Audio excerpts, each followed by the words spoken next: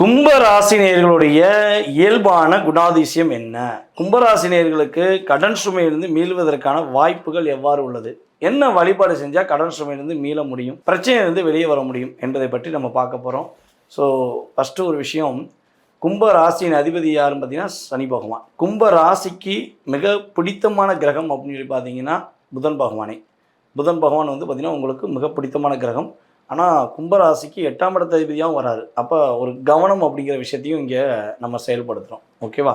So அப்போ கும்ப ராசிக்கு மிக மிக ஒரு நல்ல மாற்றங்களை முன்னேற்றங்களை கொடுக்கக்கூடிய கிரகங்களில் சுக்கிர பகவானை முதன்மையான விஷயமாக எடுத்துக்கலாம். மகர ராசிக்கு எப்படி சனி சுக்கிரன் எடுக்கிறோமோ அதே மாதிரி கும்பராசிக்கு வந்து பார்த்திங்கன்னா சனி பகவான் சுக்கிர பகவான், அதுக்கடுத்து ஒரு நடுவட்டமாக புதன் பகவானை எடுத்துக்கொள்ளலாம் என்பது கருத்து. கும்பராசிக்கு கடனை அதிகமாக கொடுக்கக்கூடிய கிரகம் யாருன்னா சந்திர பகவானே. 6ஆம் இடத்த அதிபதி சந்திர பகவானை எடுத்துக்கலாம்.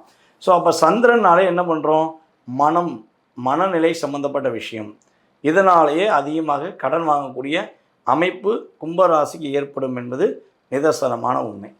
கும்பராசிக்காரர்களுடைய இயல்பான குணாதிசயம் என்னன்னு பார்த்தீங்கன்னா மெமரி பவர்னால் ஞாபக சக்தி அப்படின்னாலே நம்மளுடைய கும்பராசி தான் சொல்லலாம்.